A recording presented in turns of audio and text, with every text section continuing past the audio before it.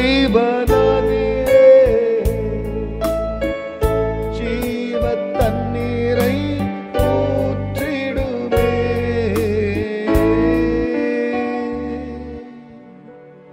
கர்த்தருடைய பரிசுத்த நாமத்திற்கு மகிமை உண்டாவதாக.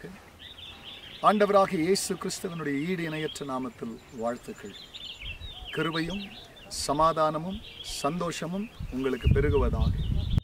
அன்பானவர்களே, இந்த நாளிலும் தேவனாகிய கர்த்தர் நமக்காய் அவர் கொடுக்கின்ற அவருடைய வாக்குத்தத்தமானது யோவேல் தீர்க்கதரிசன புஸ்தகத்தில் 2ஆம் அதிகாரத்தில் 28ஆம் வசனம்.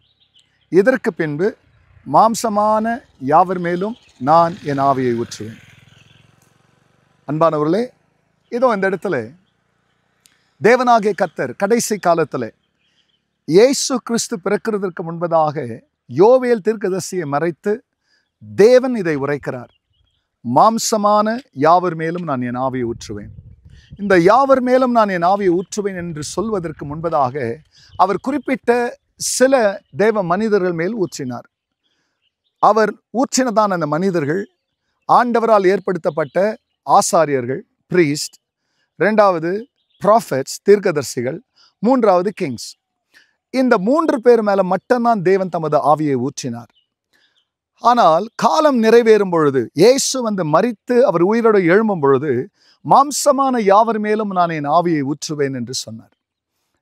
ராஜாக்களானாலும் தீர்க்கதரிசிகளானாலும் ஆசாரியர்களானாலும் தன் மேல் ஆவியானவர் வந்தவுடனே, இப்போ தாவீதின் மேல் கர்த்தருடைய ஆவியானவர் இறங்கினார். அவர் சிங்கத்தை கிழிக்கிறவராய், பிரியமானவர்களே, கரடியை முறியடிக்கிறவராய், அவர் பிரியமானவர்களே ஒரு வீரனாய் காணப்பட்டார். சிம்சோன் மேல் கர்த்தருடைய ஆவி இறங்கி வரும்பொழுது பிரியமானவர்களே சிங்கத்தை கிழித்த மனிதனாய், பிலிஸ்தியர்களை முறியடித்தவராக அவர் காணப்பட்டார். தாவீதின் மேல் தன்னுடைய ஆவி இறங்கின போது ஞானப்பாட்டை எழுதினார். பிரியமானவர்களே ஜெபங்களை செய்தார். சத்துருக்கள் மேல் யுத்தங்களை பிரியமானவர்களே மேற்கொண்டார். யார் மேலெல்லாம் கர்த்தருடைய ஆவியானவர் செயல்பட்டாரோ அவர்கள் எல்லோரும் தேவனுக்காக மகிமையான சேவைகளை செய்தார்கள்.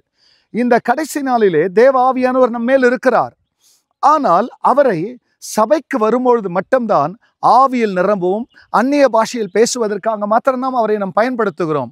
ஆனால் அவர் கொடுக்கப்பட்டது எதற்காக என்று சொன்னால், இதைவிட மேலான காரியங்கள், தரிசனங்களை காண, சொப்பனங்களை காண, பிரியமல்ல தீர்க்க தரிசனங்களை உரைக்க, ஜாதிகளை கீழ்ப்படுத்த, ஜனங்களை ரட்சிப்புக்குள் வழிநடத்த, அநேக வெற்றிகளை எடுக்கிறதுக்கு தான் ஆவியானவர் மேலே வந்தார்.